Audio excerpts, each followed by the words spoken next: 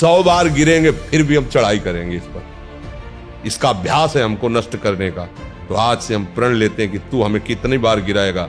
अविनाशी का बच्चा हूं, अविनाशी ही हूं। शरीर बदलते रहेंगे लेकिन हम तेरे को देख लेंगे एक दिन तुम जीत जाओगे। ये घबराने वाला मार्ग नहीं, डरने वाला मार्ग नहीं, उदास होने वाला मार्ग नहीं। 100 बार गिरो फिर भी पीछे मुड़ो मत, अगला कदम आगे बढ़ाओ, जीत जाओगे। वैभव पतंगे जी महाराष्ट्र से।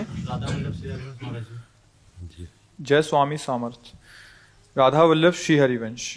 महाराज जी आपके चरणों में कोटि कोटि प्रणाम। महाराज जी ये काम क्रोध आदि विकार मेरे पूर्व अभ्यासवश भगवत चिंतन नाम जप में बाधा उत्पन्न करते हैं और प्रयास करने पर भी उनका चिंतन कुछ समय बाद होने ही लगता है। महाराज जी कृपया मार्गदर्शन करें, कैसे इनसे मैं मुक्त हो पाऊंगा। आपकी जब बात इतनी समझ में आ गई है कि प्रयास करने पर कुछ समय बाद उनका चिंतन होने ही लगता है, मतलब कुछ समय आप बचा पा रहे हैं अपने आप को, तो आप समझो ऐसे महान विश्व विजयी त्रिभुवन विजयी अगर काम से कुछ मिनट आप अपने को बचा पा रहे हैं तो आप समझो आपको युक्ति मिल गई जिससे आप उस पर विजय प्राप्त कर लेंगे। ऐसा अपने को असमर्थ नहीं होना, क्योंकि वो बहुत पुराने से हमको पटकते चले आ रहे हैं, हमें परास्त करते चले आ रहे हैं, तो हमारा स्वभाव बन गया है हारना।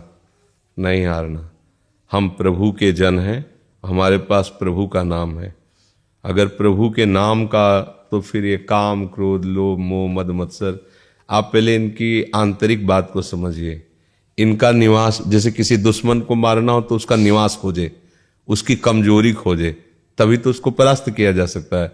तो काम का निवास जानते हो कहाँ है? अहंकार पर, देहाभिमान पर काम का निवास। अंतःकरण में 4 करण है, मन बुद्धि चित्त अहंकार। इस अहंकार में मैं पुरुष हूं, मैं स्त्री हूं, मैं भोगता हूं, मैं करता हूं, ये इसकी भूमि है, इस पर ये टिकता है और ये निरंतर नहीं कहीं वास कर सकता। भगवान के वचन है, मात्रा स्पर्शास्तु कौन्तेय शीतोष्ण सुख दुखदा आगमा पायनो अनित्यास तास्ते तिक्षस्व भारत। भगवान करें आगमा ये आता जाता है, कहां आता जाता है? अहंकार में आता जाता है। इसके घर का दरवाजा बंद करना पड़ेगा आने का। जब तक आप अपने में कुछ भी बल समझते हैं अहंकार, तब तक ये आपको परास्त करता रहेगा। और जिस दिन आप निर्बल होकर प्रभु की शरण में इस अहंकार को समर्पित कर दिए, फिर किसी की ताकत नहीं कि आपको परास्त कर सके। और ये निर्बलता तभी आएगी जब आप नाम जप खूब करेंगे। महाराज आप 4-5 दिन हो गए नाम जप में खंड पड़ रहा है महाराज। देखो 4-5 दिन की बात कहते हो, अगर 4-5 जन्म में अभ्यास ठीक हो जाए तो बहुत बड़ी बात है। अनंत जन्मों से बिगड़ेल मन अगर 4-5 दिन से अभ्यास ले रहा है, कोई बड़ी बात। आप पहले गंभीरता समझो। ये उकताए हुए कमजोर पहलवान जानते हो क्या करता है? जब अखाड़े में जाएगा तो पूरी की पूरी ताकत तो 2 मिनट में दिखा देगा, फिर इसके बाद धम्म से नीचे गिर जाएगा। जोरदार पहलवान क्या करता है? पहले जाकर सामने वाले को केवल संभालता है, उसके हर दांव का काट मारता रहता, फेंकता नहीं। पहले उसको थकाता है, फिर जब देख लेता थक गया तब वो अपने दांव पे चढ़ा के मारता है, तो वो विजयी होता है। कभी भी अच्छा पहलवान एकदम जाके अपनी सारी बातें पेश नहीं कर देगा युद्ध में कि वो कला कौशल दिखा, नहीं, उसको शत्रु पक्ष को निर्बल करना है। तो हमारे पास हम ऐसे ही हम कमजोर हैं, एकदम पूरी ताकत लगा देते, फिर काम आया तो बोले अब वो जो आया वो करवा ले गया, अब हम क्या करें? ऐसे नहीं, पहले उसको रोकना सीखो। हमें परास्त नहीं करने की बात सोचनी, पहले हमें उसको सहना सीखना है। उसका वार आ रहा है, यम ही न व्यथ्यंतेते पुरुषम पुरुषर्षभ सम दुखा सुखा धीरम स्वमृतत्वाय कल्पते। ये सूत्र केवल याद करने के नहीं है, जीवन में उतारने के। काम आ रहा है, क्या आ रहा है लेके? वासना। क्या वासना? स्त्री शरीर तो पुरुष शरीर संबंधी आकर्षण, पुरुष शरीर स्त्री संबंधी या जनेन्द्रीय संबंधी आकर्षण, उसके पास दूसरा पावर नहीं है। अब उसको हमें देखना है कि धर्मयुक्त है या अधर्मयुक्त।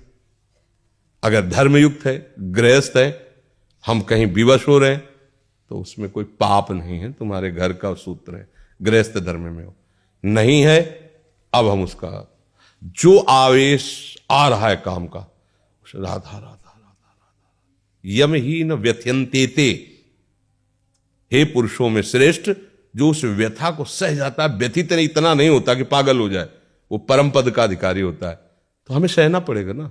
हमारे अंदर काम आ रहा है राधा राधा राधा राधा राधा राधा, वो कह रहे यहां चलो, ये देखो, ये खाओ पियो, हर बात अनसुनी, नहीं मान रहे। अब वो हमारा क्या बिगाड़ लेगा? बोलो क्या बिगाड़ लेगा?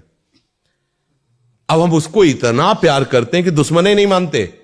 वो कहता है वहां चलो, हम खड़े हो जाते हैं। वो कहता है ये करो, हम कर देते हैं। वो कहता है ये देख लो, हम देख लेते हैं। वो कहता है सूंघ लो, हम सूंघ लेते हैं। वो ये छू लो, हम छू लेते हैं। अब हम उस पर विजय प्राप्त कर पाएंगे?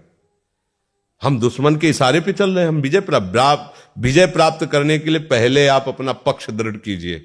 ये हमारा दुश्मन है, ये हमको भगवान से विमुख करने में पूरा का पूरा जोर जन्म जन्मांतरों से लगाता रहे। अब हमको लड़ना है, हमारे पास बल है, भगवान नाम। हाँ, नाम रूपी जहाज में चढ़ गए, पार हो गया बहुत समुद्र से। ये मगरमच्छ आदि जो काम आदि है, ये तैरने वाले को ले सकते हैं, जहाज पे चढ़ने वाले को नहीं। नानक नाम जहाज है, चढ़े सो उतरे पार। नाम पर बैठ गया ना, पार हो गया। आज तक कोई ऐसा नहीं मिला कि हम नाम रूपी जहाज पे बैठे भैया बूढ़ गए। जीवन भर गंदा आचरण बना और अंतिम समय अपने बालक के लिए नाम उच्चारण कर लिया नारायण, तो भगवान का पार्षद आ गए और उसका मंगल कर दिया। नाम जप करो। और ये छोटी मोटी लड़ाई नहीं है, बड़ी ऊंचाई तक ये अपना अधिकार रखते हैं, क्योंकि ये भगवान की ही शक्ति से शक्तिमान है। और वो ऊंचाई, जब तक अहंकार इतना भी रहेगा तब तक गिरना पड़ेगा, ये ध्यान रखना। वो अहंकार मिटिया मिट ऐसे ही होगा जब अंतिम समय देखते हैं कि हार गया। ये जीव बहुत कपटी है, ये कहेगा कि मैं हार गया, लेकिन अंदर से नहीं हारता। भगवान अंदर की बात देखते हैं। जब अंदर से हार गया तो हरि गुरु उसकी बांह पकड़ लेते हैं। फिर गुरु मेहरबान, चेला पहलवान, कोई उसे परास्त ही नहीं कर सकता, कोई परास्त नहीं। ऐसा नहीं कि ये काम क्रोध केवल आपको ही सताए हैं, ये संतों को तो आते ही नहीं है या आए ही नहीं है। सबको रोना पड़ा है, सबको भगवान से प्रार्थना, नाथ मुझे बचा लो। और प्रभु का नाम, प्रभु का बल, धीरे धीरे ऐसी स्थिति, ऐसी ऊंचाई आई कि वो छू ही नहीं पाते उन्हें, निर्मल अवस्था में भगवान। और आगे चलकर तो कोई काम आदि रह ही नहीं जाते, सब भगवत स्वरूप हो जाते हैं, सब भगवान है, सब में प्रभु ऐसा अनुभव होने लगता है। पहली बात तो घबराओ मत। ये जो हमारा रोना धोना शुरू हो जाता है, ये सबसे बड़ी हानि है। शत्रु पक्ष के लिए तुम इतने कमजोर हो गए हो। अरे भाई ऐसा नहीं, हम भगवान के बच्चे हैं यार, मतलब ऐसा क्या? वो भगवान की शक्ति से शक्तिमान होकर त्रिभुवन में झंडा फहरा रहा है और हम भगवान के बच्चे होकर रो रहे हैं यार, कैसे? मतलब हम भगवान को अपना नहीं माने, इसीलिए सच्ची बात है। जिस दिन आप अपने गुरु के हो जाओगे, भगवान के हो जाओगे, तो आपके अंदर एक तेज आ जाएगा, एक शक्ति आ जाएगी, सबसे लड़ने की सामर्थ्य आ जाएगी। साधु अकेला होता है, पूरा संसार एक तरफ होता है। सच्ची बात वाले में जो सत्य मार्ग के साधु है, अकेला होता है। हर संसार का व्यक्ति, वस्तु, स्थान उसको परास्त करने के लिए होता है, और वो अपने चिंतन को सबसे समेट कर एकमात्र भगवान में लगाता है। तभी जयति जयति जग उच्चरे, तभी उसको नमस्कार करते, उसे प्रणाम करते हैं। तो वो तुम भी बन सकते हो, गृहस्थ में होते हुए भी वैसे बना जा सकता है। इसलिए हमारी प्रार्थना है, पहले तो आप रोइए मत, किसी भी पीड़ा में रोइए। रोना है तो प्रभु के प्यार में रोइए, बस। ये आंसू केवल प्रभु के प्यार के लिए नहीं, हर परिस्थिति को सहने के लिए तैयार रहो। भगवान के जन हो, ऐसे छोटी मोटी बात आई रो दिया बच्चों की तरह नहीं। 100 बार गिरेंगे फिर भी हम चढ़ाई करेंगे इस पर। इसका अभ्यास है हमको नष्ट करने का। तो आज से हम प्रण लेते हैं कि तू हमें कितनी बार गिराएगा। अविनाशी का बच्चा हूं, अविनाशी ही हूं। शरीर बदलते रहेंगे लेकिन हम तेरे को देख लेंगे एक दिन तुम जीत जाओगे। बस ये होता है कि हम लोगों को आत्मबल क्षीण हो गया विषयों से, तो लगता है हमारे बस की बात नहीं। साधु महात्मा कोई जीत सकता है? साधु महात्मा आकाश से थोड़ी उतरते हैं, माँ के गर्भ से ही पैदा होते हैं, और उन्होंने गुरु कृपा से बात समझी और जीवन में सहा, तो सहते सहते बाढ़े भगत, वो भगवान के स्वरूप हो गए। फिर हम उन्हें संत नहीं कहते, साक्षात भगवान कहते, वो तो भगवंत है, वो भगवान का स्वरूप है। तो आप भी तो भगवान के बच्चे हो। जितनी सामग्री यहां है उतनी सामग्री आप में है, अंतर नहीं है। आप जगा लो, आपके सब हृदय में है, आप जगा लो। जितना चाहो उतना आप ज्ञान प्राप्त कर लो, आनंद प्राप्त कर लो, भक्ति प्राप्त कर लो। ये घबराने वाला मार्ग नहीं, डरने वाला मार्ग नहीं, उदास होने वाला मार्ग नहीं। 100 बार गिरो फिर भी पीछे मुड़ो मत, अगला कदम आगे बढ़ाओ, जीत जाओगे, क्योंकि प्रभु है। अगर यार 100 बार हार गया तो अब क्या होगा? नहीं, ये अगर प्रभु का बल लेकर हमको परास्त करता है तो हम भी प्रभु का बल ले। हम भी तो अविनाशी हैं, हमारा स्वरूप अविनाशी है। शरीर विनाशी, शरीर बदलते रहेंगे, देखेंगे एक दिन तो तेरे पर विजय प्राप्त, पक्का जीत जाओगे। अगर जीत न जाते तो शास्त्र में ऐसा न लिखा होता, साधु महात्मा ऐसे ना होते। इसलिए अच्छे से देखो, आप छोटे छोटे बच्चियां, भगवान का कोई मनोरंजन नहीं, भगवान का आश्रय लेकर रूखा सूखा जो बनते हैं खाते रात दिन। अभी देखो पाठ में लगी, संस्कृत का ग्रंथ है राधा सुधा निधि, इतनी इतनी बच्चियां हैं, बड़े बड़े संस्कृत के ज्ञान रखने वाले भी चूक कर देते हैं, वो ऐसा ग्रंथ है महामहिम, और उसको देखो बच्चे गा रहे हैं। क्या हुआ? अभ्यास। क्या हुआ? समर्पण। हमारा लक्ष्य भगवत प्राप्ति। छोटे छोटे बच्चों के टसक में हमारे माई श्यामाजू को रात। अब हम उसी मन को गलत आचरणों में लगा दिया, तो अब जवान हुए तो अब गलती हम पर राज्य कर रही।